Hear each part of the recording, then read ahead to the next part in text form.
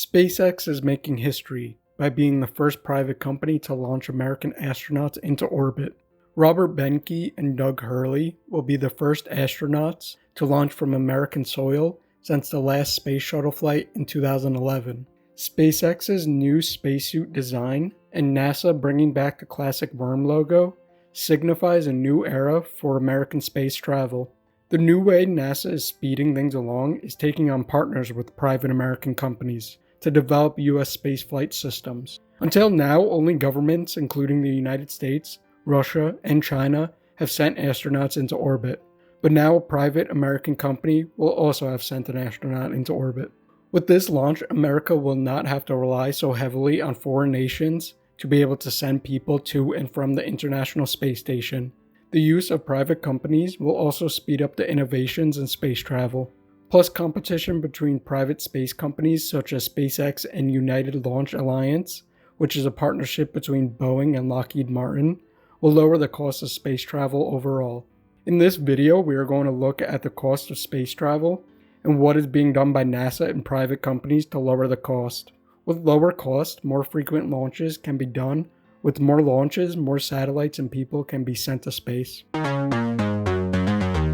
Before we start getting into the cost of space travel, don't forget to hit the like button to help the video.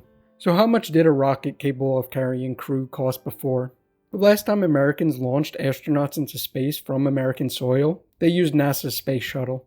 We all remember these plain-looking things, with the large orange fuel tank that would disconnect after launch. Well, these space shuttles cost around $450 million to launch. If you factor in all maintenance costs for the shuttle, it comes to around $1.5 billion per launch. This was one of the main reasons it was discontinued, plus the aging of the shuttle's technology. NASA's mission also changed, as it looked beyond building of the International Space Station.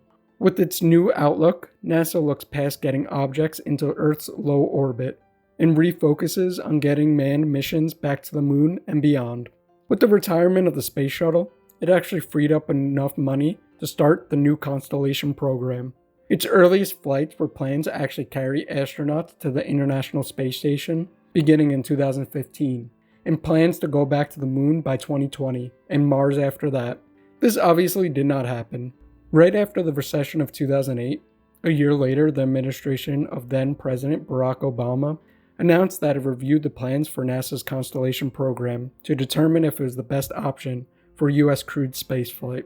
They announced in October of 2009 that a significant increase in NASA's budget will be needed to meet the unrealistic time frame of the Constellation program. This was obviously not possible as we were in the middle of the Great Recession and funds were needed elsewhere. The following year, the Constellation program was canceled in favor of commercial flights to the ISS and research on lowering the cost of crewed spaceflight. This is where companies like SpaceX really started to flourish and began working hand in hand with NASA. Elon Musk, the founder of SpaceX, said the space shuttle was too complex. Even though the shuttle was reusable, the complexity of the craft ballooned the maintenance cost. The focal point of SpaceX's plan was to simplify the rocket, to bring maintenance costs down, and salvage as much as the rocket as possible from launch to launch. With simpler rockets will also come with more reliability. Elon Musk says simplicity enables both reliability and lower costs. Think of cars. Is a Ferrari more reliable than a Toyota Corolla or Honda Civic? After a few test runs and failed attempts, SpaceX has gotten a grip on landing and actually reusing their rockets. The Falcon 9 rocket was designed to be used up to 100 times. They have already used the same Falcon 9 rocket for 3 different missions, each time successfully landing the rocket back down. Watching these rockets land is one of the coolest things to watch as they gracefully touch down on the landing platform. Depending on how much cargo it's launching, SpaceX has managed to lower their cost per launch to around $62 million. SpaceX also builds 80% of their rockets in-house. This significantly lowers their margins per rocket. They have plans to make this even cheaper, and with the new Falcon Heavy, they aim to lower the cost to around $1,000 per pound. With a cheaper rocket, it costs less to insure. Yes, even rockets have insurance. SpaceX gets the same insurance rate as the competitors, which is around 4%. But with a cheaper rocket, their insurance cost overall is a lot less than the competitors. SpaceX's insurance premiums are around $2.5 million, while its competitors' premiums are around $7 million. This helps make the overall cost of launching a rocket for SpaceX a lot cheaper than anybody else. Now let's see how much the competition actually costs. In 2010, United Launch Alliance received a government contract for 3 launches, costing around $1.14 billion. This is an average cost per launch of $380 million, and these prices are expected to rise next year according to the Defense Department. As SpaceX's price is lowering, Musk says that their prices rise because of the government's traditional cost-plus contracting system. This ensures that the manufacturers make a profit even if they exceed their advertised prices. If you were sitting at an executive meeting at Boeing and Lockheed and you came up with some brilliant idea to reduce cost, you'll be fired, he says.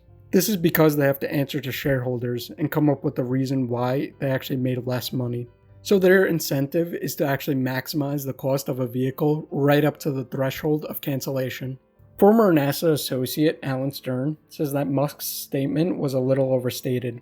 Yes, rockets are expensive, largely because the system allows it, but ULA's military customers are calling for prices to come down. Alan Stern states, "I know that they have an incentive to reduce the cost, but it's at a margin." In other words, ULA's cost-saving efforts are limited by the high overhead associated with the traditional ways of building and launching rockets. There was also basically no competition for launching rockets, and ULA was the only game in town. Their launch record was excellent, and the satellites they were launching cost billions, so what's a few extra $100 million?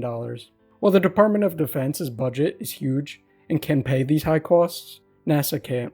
In 2019, the yearly budget for the Department of Defense was $686 billion, so $380 million doesn't even put a dent in this. NASA, on the other hand, only has a budget of $22.6 billion, so they really have to be choosy on where this money goes. This is why NASA is working with SpaceX, because their rockets are so much cheaper than the competition. However, ULA still has doubts on how SpaceX is reusing their rockets. They believe there are cheaper methods for reusability. 2/3 of the rocket's costs are in the engines, and ULA has plans to drop the rocket's engines and catch them with the plane while they're parachuting down.